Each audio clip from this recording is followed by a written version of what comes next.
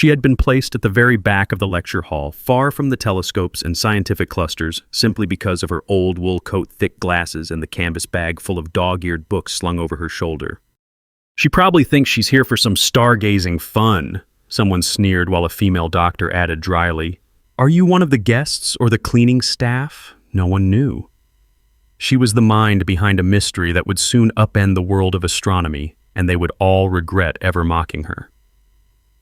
In that cramped seat, Mia Hart remained utterly still as the remarks crackled around her. A trio of graduate students in crisp suits wearing the insignia of prestigious universities on their name badges glanced her way and smirked. One of them leaned in toward his friend voice, raised just enough for Mia to hear, "Maybe she's lost. Look at that coat, it's seen better days. Maybe the 80s. Their laughter bounced off the polished floors. Another lowered his glasses and observed her like a curious specimen, then shrugged as if he were doing her some huge favor by acknowledging her existence. Meanwhile, the female doctor who had demanded to know if she was staff pursed her lips in clear disdain. The older woman's hair was in a perfect twist, her expensive watch glinting in the overhead lighting. Several other attendees pretended not to notice the cruelty, which only made the scene more piercing. Yet for all their jabs, Mia never shifted in her seat. She made no move to defend herself, no glare of outrage. She merely adjusted the strap of her canvas bag, keeping her posture straight. In the next row, a young man fiddled with a fancy gold pen, flicking glances over his shoulder at her every so often until he finally turned around. "We're about to have the big talk on cosmic ray anomalies," he said in a tone dripping with condescension. "Sure, you're in the right place. This might be over your head." He made a show of pointing toward the stage where a panel of eminent astrophysicists prepared to speak. Mia regarded him with a brief lift of her gaze, eyes magnified by those thick lenses. Her expression showed no trace of hurt or fear, but the man's smug smile only grew. "Just letting you know," he added, tapping his pen on his pad of paper. "Wouldn't want you to waste your time." The woman beside him snickered behind manicured nails, leaning away from Mia, as though her simple attire might be contagious. 2 seats to Mia's left, a self-proclaimed space entrepreneur named Hans Mortimer loudly carried on about how he'd funded half the new observatory wing with a generous donation. Dressed in a sleek black turtleneck and wearing cologne that smelled like money, he seemed determined to remind everyone of his wealth at every turn. His voice boomed even when addressing the person right beside him. "I bet she's just here because they needed some diversity. Am I right?" he joked to his companion, winking. "You know, these events, they love putting random faces in the crowd so the press photos look good. Probably gave her a free ticket." His statement drew short, uneasy chuckles from those who wanted to stay in his good graces. Mia listened without blinking, her shoulders set in a steady line. At the front of the hall, the conference moderator tapped the microphone to begin the session. The hush that fell over the crowd came as a small relief, but Mia noticed at least 3 people still whispering about her as though the quiet offered a prime opportunity to dissect her presence. A woman with carefully styled gray hair, who had introduced herself earlier as a longtime NASA consultant, caught Mia's eye and gave her an openly dismissive look. She turned to her colleague and murmured, "If she's who I think she is, some public lottery winner, right? That means she knows nothing. This is a specialized environment." Then she sighed as though pitying Mia was too exhausting to bother with. After the opening remarks, the crowd dispersed into smaller groups. Clusters formed around the best vantage points, some near massive telescopes placed on the observatory deck, others around the demonstration tables stacked with equipment. Mia waited briefly, closing her eyes as bodies shoved by, making no room for her. She touched the frayed edge of her coat, the material once her mother's, though only she knew that. A pungent memory flickered. She had seen this coat on a coat hook in a grand foyer lined with marble floors, had once stood on tiptoe to reach her mother's gentle hand. But there in the Colorado mountain chill, the garment merely branded her an outsider. No one offered to share a telescope or a seat. Instead, the event organizers directed her to an unoccupied side bench near the back, as if placing her out of everyone's direct line of sight would keep the conference's prestige unmarred. A chunk of the day passed in petty humiliations. During a coffee break, Mia was nudged aside, literally elbowed away as a group of well-dressed individuals debated the composition of exoplanet atmospheres. She watched them exchange complicated terms, spectroscopic data, radial velocity anomalies, and occasionally they threw a condescending glance in her direction. "Careful," said one, lifting a brow. "She might try to join the conversation." Mia said nothing. She lifted a small paper cup to her lips, tasted the coffee, but showed no reaction. She simply found an empty side table and stood with her back perfectly straight, almost regal, though no one recognized that subtle dignity. Out of the corner of her eye, she noticed a young conference volunteer approach with a forced smile. The volunteer said in a hushed voice, "Excuse me, some staff members are, well, they're short-handed.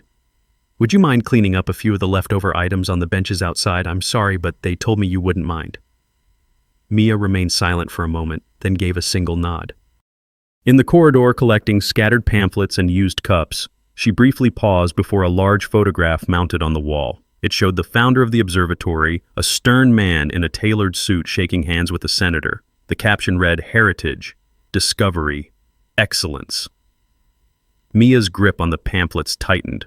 For a fraction of a second, her gaze flickered as she recalled a hallway of a different kind, tall windows with thick drapes and a portrait of her father. She set the pamphlets down carefully and stared at the photograph as if reading some coded message. Then, without a word, she picked the papers back up and continued her task. That evening, the real humiliations began in earnest. A major discussion about a mysterious deep space signal was scheduled, a static-laced frequency that had everyone from top physicists to wealthy hobbyists buzzing with speculation. The largest telescope on site was aimed toward the coordinates in question, and the camp's bigwigs crammed into a separate control room for an exclusive briefing. Mia was, of course, not invited. She ended up standing by the door outside the frosted glass. Every now and then, staff bustled past with stacks of documents or trays of refreshments. One staffer nearly shoved the door into Mia, not seeing her in the dim light. She didn't flinch, though the corner of the door caught her shoulder. She merely let the staffer shuffle inside, carrying pastries for the VIPs. An hour later, the door opened and a tall, confident woman with an ID badge that read, "Dr. Anastasia Marks," stepped out. Dr. Marks was famed in astrophysics circles for her brash style and brilliant calculations. Dressed in a sleek burgundy blazer, she took one look at Mia, then jerked her head. "You, Dr. Marks said, we need an extra note-taker. There's a seat in this corner, don't breathe a word, but you can scribble down highlights." Without waiting for an answer, she turned and walked back into the control room. Mia followed, taking a seat so far in the corner that the overhead projector beam barely touched her face. Inside, the tension was palpable. Charts and star maps lined the walls. A hush fell as a heated debate raged about the origin of the signal. Someone insisted it was cosmic background interference. Another believed it might be evidence of an undiscovered celestial body. The entire time they spoke as if Mia didn't exist, even though she was dutifully capturing every word in neat, precise handwriting. Then suddenly a cocky voice in the front row called out, "Why don't we ask our cleaning lady to weigh in, Mia Hart, right? Hey, you might have a brand new theory, like aliens maybe." A rumble of laughter followed. Dr. Marks didn't protest. She merely observed with a bored tilt of her head. Hans Mortimer, the wealthy donor, turned around in his seat to watch the spectacle. "Yes, come on," he goaded. "Don't be shy. Enlighten us." Another group, presumably graduate students, whipped out their phones as if ready to capture Mia's answer and broadcast it as comedic relief. The crowd clearly expected a meek, fumbling reply. Mia shifted. Her hand holding the pencil paused. She rose slowly, leaving her notepad on the table. A hush spread across the entire room. For several heartbeats she said nothing, only allowed the pencil to roll back and forth. Then her voice, quiet but controlled, cut through the tension. She used scientific terms that half the panel seemed unfamiliar with. She questioned their measured decibel flux ratio, pointed out that the amplitude in the data had been incorrectly interpreted, and asked if they'd considered a peculiar phenomenon involving neutron star collisions. The moment she referenced a rare pattern of gamma-ray bursts correlated with certain magnetar spin-down rates, a stunned silence replaced the mocking laughter.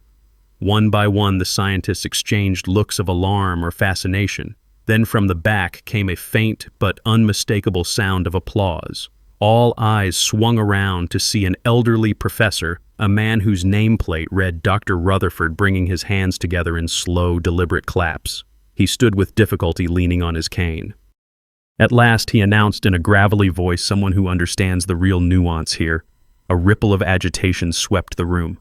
Whispers started, and some of the attendees looked deeply uncomfortable. Hans Mortimer turned pink, glaring down at the table. The cocky voice that had teased Mia earlier muttered an apology, but his words were lost in the swell of conversation that followed. Mia quietly resumed her seat, picking up the pencil as if nothing had happened. In the hours after that dramatic revelation, the rumor mill exploded. Who was this woman? Where had she learned such specialized astrophysical theory? People tried asking her directly, but Mia simply bowed her head or stepped aside, offering no personal information. The official organizers found themselves in an awkward position. They had relegated Mia to menial tasks, only to discover she possessed a mastery that rivaled their star guests. Dr. Anastasia Marks was one of the few who dared to approach Mia for a formal introduction. "We may have misjudged you," Dr. Marks said briskly, her expression taut with professional wariness. "We'd like to see your credentials, or at least talk about them." Mia responded with a small nod. There was no trace of triumph on her face, though her steady gaze betrayed a quiet alertness, as if she was used to standing on shifting ground. By the next morning, the conference was in a flurry, not only because of the mysterious signal, but because a journalist on site was preparing a bombshell article. He had recognized something in Mia's explanation, a style or a set of references that matched several anonymous papers published in top-tier journals. There had been countless theories swirling around the so-called MH who had sent groundbreaking insights to nature without a single bio or institutional affiliation. Editors published them because they were too brilliant to ignore, even though the author refused interviews and used a simple initial for a signature. Whispers now claimed that Mia Hart was that elusive MH. When the journalist finally posted a breaking note to the newswires, the conference staff devoured every word. It highlighted that those seismic shifts in theoretical physics, the ones that had made headlines for months, were actually penned by Mia. The article also suggested that some in the academic world had tried to contact her, offering fellowships and lectureships, but she'd vanished. Now it seemed she had surfaced out of nowhere at this winter camp in the Colorado mountains. The tension was electric. People who had insulted her only hours before suddenly wanted to curry favor. The ones who had ignored her presence lined up to ask polite, half-baked questions. "You'll forgive our earlier oversight, won't you?" asked one of the graduates who had laughed so cruelly. But Mia offered no direct reply, only a thin, civil smile. Midday, she stepped outside into the biting cold air, her coat buttoned tightly, her hands hidden in its pockets. The snow crunched underfoot in the courtyard between the observatory halls. It was then that she caught sight of a familiar silhouette stepping out of a sleek black car. The man was tall, dark-haired, and wore an expensive overcoat. An emblem on the car door hinted at a powerful firm, or perhaps a family crest, something only the very wealthy recognized. Mia paused near the courtyard's stone bench, and her shoulders lifted barely a fraction. This man's presence didn't startle her. Instead, her posture suggested acceptance, maybe even inevitability. The man locked eyes with Mia, nodding once. Some behind him, presumably staff or local officials, seemed uncertain how to greet a visitor of such stature. She turned away, first continuing around the corner of the building, leaving the swirl of speculation behind. The memory of a marble foyer flooded into her mind, unbidden men in sharp suits discussing deals worth billions, her father's voice resonating down a massive corridor. It pressed against her, but she kept walking, boots leaving methodical prints in the snow. Now as then, she had no interest in flaunting power or money. She had left that life behind, refusing to trade her curiosity and independence for a seat at the gilded table. Yet that world had a habit of following her. The camp's official schedule resumed that afternoon. A fresh wave of disapproval or awe filled the atmosphere. Some couldn't stand how easily Mia had overturned their assumptions. Others scrambled to congratulate her. Dr. Marks, never one to mince words, cornered Mia in the hallway. "You've done more than just impress an old professor," she said, arms folded. "I had no idea you were behind those papers. It's a pity you didn't come forward sooner." Why hide? Mia offered no explanation. She merely pulled a single dog-eared book from her canvas bag and handed it over. Dr. Marks glanced at the text, Advanced Gravitational Wave Theory. On the inside cover in neat pen were scribbled notes that seemed older than Mia's current presence. Dr. Marks blinked as though reading a ghostly conversation. Then Mia retrieved the book, bowed slightly, and walked away. That evening, a hush of alarm rippled through the camp as the data from the primary telescope trained on that puzzling signal revealed a more urgent threat. The feed displayed on monitors in the main control lab indicated an unexpected shift in orbital debris near a region crowded with satellites. Some suspected a collision was brewing, one that could scatter a chain reaction of space junk, endangering future missions and possibly harming people on Earth if fragments rained down. Panic ensued. The top scientists sprang into frantic calculations, scrawling equations on whiteboards, shouting for datasets. Hans Mortimer, the wealthy investor, demanded answers. The retired Dr. Rutherford held his head in his hands, lamenting how no one had foreseen this. In the midst of the chaos, Mia quietly entered the control lab. She stood for a moment, scanning the reams of data rolling across the screens. Her breath was calm, measured. Without waiting for permission, she picked up a marker and began adjusting the figures on the whiteboard. Her handwriting was tight and deliberate, a waterfall of numbers that overcame the scrawl from the other scientists. She circled certain coordinates, drew arrows, repositioned lines. At first, no one noticed. They were too busy arguing. Then Dr. Marks caught sight of her. A hush fell. Mia's final step was to add a small cluster of notations in the corner, an alternative trajectory. She nodded at the board, stepped back, then set the marker down. Dr. Rutherford, roused from his despair, hobbled forward to read the revised model. A moment passed as he digested it, then he gasped. This changes everything, he said, turning to stare at Mia. You've found a path that eliminates half our risk. Another scientist tested the calculations on a computer simulator, eyes widening as the predicted collisions diminished drastically. The entire room buzzed. How did you see that pattern? Someone asked Mia. She only blinked in acknowledgement, her silence heavier than any boasting. Word spread quickly that her recalculations had revealed a time window for altering the orbits of crucial satellites. Mission control specialists, those off-site with the actual authority to shift satellites, were contacted. They worked through the night based on Mia's model. By morning, a near-catastrophic collision had been averted or at least postponed. Some hardware would be lost, but not on the scale originally feared. The difference was hundreds, possibly thousands of lives and billions of dollars in infrastructure saved. A local news network arrived at the camp to broadcast the incredible story how an unassuming woman all but ignored had spotted the crucial detail no one else had noticed. Facing the cameras, the same people who'd insulted her just days earlier now stood sheepishly behind the podium. Dr. Marks gave a terse statement. "We owe a debt of gratitude to Ms. Hart," she said, voice hitching on the word gratitude. Hans Mortimer cleared his throat unwillingly, stepping forward to echo that sentiment. I think we all learned a lesson in humility," he mumbled, glancing at Mia, who stood to the side, her hands in her coat pockets. She didn't shift or gloat, though a flicker of acknowledgement in her gaze said she heard every word. It was not the apology of a friend, but it would do. Soon enough, the International Astronomical Union sent representatives to the camp for an emergency convening. Even those normally too proud to acknowledge outsiders found themselves at a moral crossroads. The rumor of Mia's advanced theories, plus her decisive role in preventing a large-scale orbital disaster, was too big to ignore. At a hastily arranged ceremony, they offered her an honorary medal, something they had never done for an individual without a formal academic or institutional background. For the first time, announced one official, clearing his throat as though the words resisted him. "We honor a modest woman whose quiet brilliance saved the future of observational astronomy." Cameras flashed. Applause broke out in halting waves. All eyes landed on Mia, waiting for a reaction. She walked to the small podium. The medal was in a velvet box, held out to her by a trembling official. Mia touched its edge, then gently closed the box without pinning the medal to her coat. A hush settled over the audience, who must have expected a triumphant acceptance. But Mia merely set the box down on the podium's edge. Her gaze moved across the crowd, those who had mocked her, those who had realized their error too late, and those who had never seen her coming. "I just hope," she said quietly, each word well chosen, "that from now on, every question, no matter who it comes from, is taken seriously. The universe doesn't care about titles. Sometimes the greatest answers come from the voice you almost ignored." Then she stepped away, leaving a stunned silence in her wake.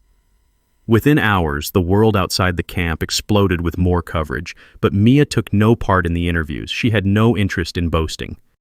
She spent her last evening at the camp in the newly established Mia Hart Corner, a small nook near the observation deck set aside for open discourse. A modest plaque read, "Here all questions are welcome." She stood before the plaque, her fingertips grazing the engraved letters. Officials insisted the corner remain for any visitor, student, hobbyist, or caretaker to ask anything they wished without judgment. And it was there that Mia lingered, sometimes answering softly, sometimes simply observing the faces that approached. As the camp wound down, many found themselves tiptoeing around Mia, uncertain how to address her. Rumors about her private life still swirled, that she came from an elite family with vast influence, that her father had been a titan of industry, that she had chosen a path of scholarship over luxury. No one had proof other than the glimpses of wealth that seemed to float around her, like the man in the black car, or the quiet respect from certain staff who recognized something regal in her posture. But Mia made no moves to confirm or deny anything. On the final morning, a hush swept through the cold corridors when a different, sleek vehicle arrived. Out stepped a man carrying the aura of quiet authority. Tall, with a single silver streak in his hair, he wore a simple but impeccably tailored coat and no tie. One look at his features, sharp jaw, intense eyes, and the onlookers seemed to sense that he was not just anyone. He paused near the front entrance, scanning the crowd. He found Mia without difficulty, even in the throng of guests checking out. The man inclined his head in a gesture of greeting. Those around him parted, as though he was a king, forging a path. Dr. Marks, Hans Mortimer, and a small gathering of powerful personalities stared, uncertain whether to approach or keep their distance. The man said a single word, Mia. She met his gaze with cool composure. If others expected her to run into his arms or greet him with servility, they were disappointed. Instead, she acknowledged him with a subtle dip of her head, as one might greet a respected equal. The man's presence alone seemed to deflate the lingering arrogance of those who had once ridiculed her. Hans Mortimer stepped back, face drawn. Dr. Marks kept quiet, no longer the commanding figure in the room. A hush fell. Whispers flared. Was he a billionaire partner, a family benefactor? Mia's silent acceptance of his presence suggested a deeper connection. One of the assistants tried to stammer a greeting, but the man hardly spared them a glance. He was there for Mia. In that moment, every rumor about her background felt validated. Some recalled they had seen him featured in business magazines tied to philanthropic endeavors, or rumored to be the hidden power behind massive global acquisitions. He set a gentle hand against the small of Mia's back, guiding her toward the door. She allowed it, her head high, her dignity unwavering. The watchers who had insulted her felt a chill. They seemed to realize how catastrophic their earlier cruelty might become now that they grasped who Mia truly was. Yet there was no move for vengeance, no demand for retribution. On the contrary, Mia simply collected her canvas bag, walked out with the man through the swirling winter air, and paused only once beside a row of photographs that commemorated the event. A volunteer fumbled with a camera, asking if she wanted a final snapshot. Mia reached to straighten a photograph on the wall. It was slightly off kilter. Her expression gave away nothing more than a calm satisfaction at seeing order restored. Then she moved on, leaving the volunteer to capture a single shot of her retreating figure. Those who had once thrown insults found themselves truly disgraced, but it was not because Mia proclaimed their transgressions. Instead, their own shame combined with the newscast's coverage of their initial scorn stripped them of respect. The female doctor who had demanded to know if Mia was the cleaning staff discovered her upcoming research grant canceled by an anonymous investor withdrawal rumor said that the man in the black coat had quietly shifted his support. Hans Mortimer, desperate to maintain his social standing, offered a frantic public apology, which circulated in official meeting minutes. It was read at the next Astronomy Committee gathering, and those present only shook their heads. Dr. Marks, though not entirely disgraced, was forced to acknowledge that her swift judgments had nearly cost them a monumental discovery. She fell silent in the face of the committee's formal reprimand. No one needed to break them. They undid themselves by their own pride. The day Mia left, snow fell heavier than before, coating the mountain roads in a thick blanket. She walked through the swirling flakes, her hood pulled up, that old wool coat holding firm against the chill. Behind her, the observatory, once the seat of her humiliation, now displayed a small sign announcing Mia Hart Corner. A few students huddled there, flipping through reference books and taking notes, each free to voice their curiosities without fear of mockery. Overhead, the sky stretched wide, indifferent to these human dramas.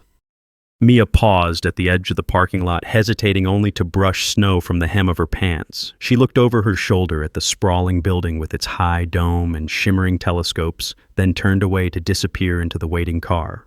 She thought no one was watching, but an older woman in a security uniform stood at the window inside, tears glistening in her eyes.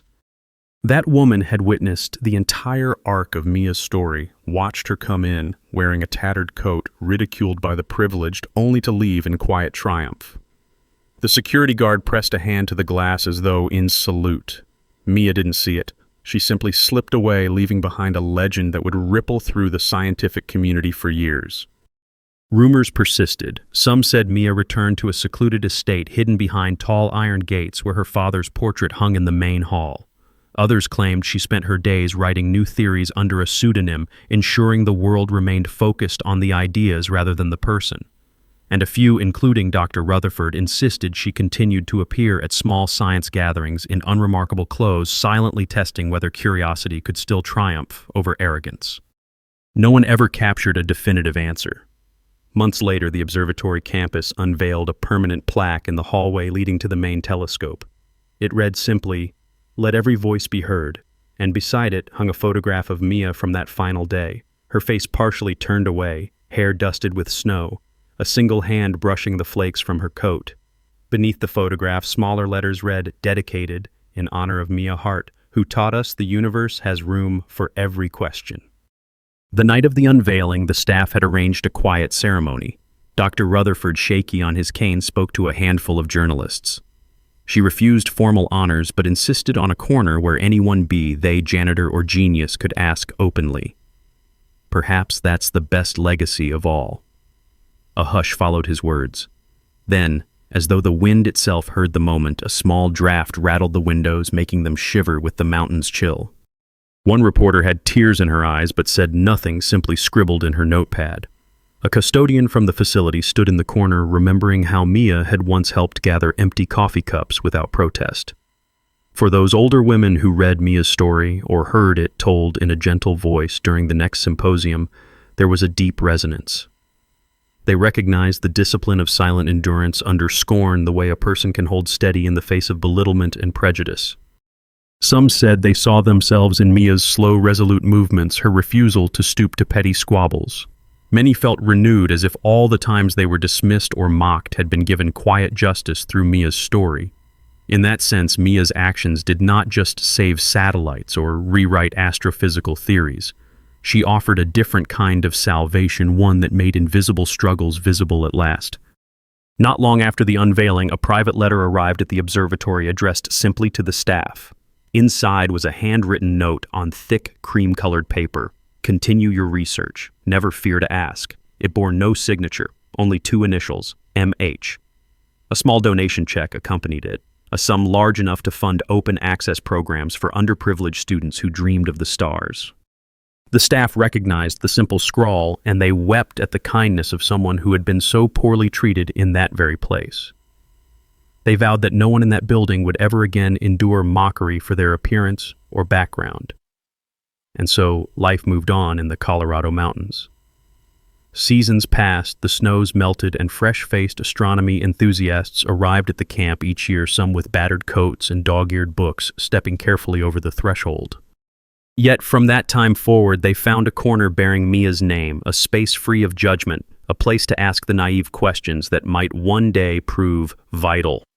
On the final day of each camp session, organizers told the story of how one quiet woman dressed in worn clothes had outshone every titled expert.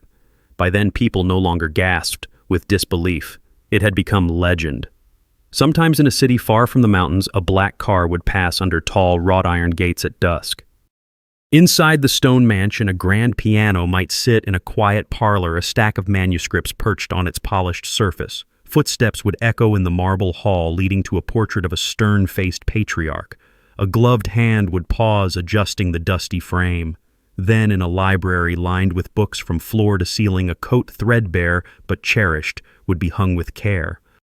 The occupant of that mansion would sit at a heavy desk, open a leather-bound notebook, and let her pen flow across fresh pages of equations. The next day, those equations might fly off in a plain envelope to a scientific journal, unadorned by fancy letterhead. Still, the world would talk of her as the quiet genius, the uncredited savior of astronomy. They would never stop guessing what kind of wealth or power she truly held, though by then they understood it scarcely mattered. All that counted was the flame of curiosity she kept alight, a flame that lit the path for anyone who might otherwise be shunned. For Mia, the realm of knowledge stood apart from petty judgments. She carried on unaffected, her silent composure unbroken. And perhaps this more than anything was how she found peace, not by lashing out at those who once sneered at her coat or forced her to pick up trash, but by quietly proving that the deepest worth of a person is never measured by appearance or pomp. The cosmos, after all, sees no difference in the hearts that quest after its secrets. In that sense, she left behind more than discoveries. She left behind a testament that no title, no wealth, no status can match the power of a determined mind. When the night sky glitters above those snowy peaks, you can almost sense her presence in the hush between the stars. It's as though she stands there still, adjusting the lens, patiently guiding others to see what they might overlook. And if you stroll down the corridor leading to the observation deck, you will pass the Mia Hart corner just before the final stairs. There, someone might be hunched over a battered notebook, scribbling furious notes about an undiscovered galaxy or a new approach to orbital debris. Sometimes they leave little index cards pinned to the bulletin board, a question for anyone to answer, or an observation about a faint star cluster. Sometimes a caretaker or a visiting child will respond in a shaky hand, unafraid of ridicule. In the end, Mia's story remains a quiet miracle. Each retelling reminds us how a simple woman mocked and dismissed shattered the boundaries of established science and rescued countless lives along the way. She never sought gratitude. She never asked for praise. She only stood unwavering in her self-appointed place among the cosmos. And for anyone who hears her name, a warmth lingers like the soft glow of a distant star guiding us home. May we all learn in some small way to question more, judge less, and remember that dignity rests not in outward displays of power, but in the steadfast light of a heart resolute in its truth. Sometimes the greatest brilliance comes from the soul we almost overlooked. So whenever you find yourself standing on the sidelines, wearing an old coat, carrying a bag of books, or feeling unseen by those who think themselves mighty, remember her story. Remember that somewhere in the hush of that high-altitude observatory, one humble figure changed the course of history. And remember that there is always a place for your voice in the corners, named for the quiet heroes who never demanded the spotlight, yet earned it beyond all measure. For those who seek answers, let her example be a sign that you do not need to cry or shout to transform the world. You need only stand firm in your truths and let your actions speak. In the vast expanse of the universe, the loudest echoes of our deeds often come from the gentlest steps we take. And if you should ever visit that snowy camp in the mountains and pass by the plaque in the corridor, pause a moment, feel that hush of recognition. It is the hush of respect. It is the hush of humility. It is the hush of 1,000 unspoken apologies for those who once turned away. And in that hush, you may find your own strength returning like an ember stoked to new life. Listen closely, and you might hear the whisper that says all questions matter, all voices belong. The quiet soul in tattered wool might hold the key to saving us all. Thank you for reading this remembrance of Mia Hart's path, a path that began in humiliation yet soared to uncharted heights. In the end, let us each carry her story in our hearts. And if you ever feel moved to share your thoughts or speak for those whose voices go unheard, please do so. Let's keep her spirit of open inquiry alive. Let's keep believing that anyone anywhere can be the one to glimpse the hidden wonders of our infinite sky.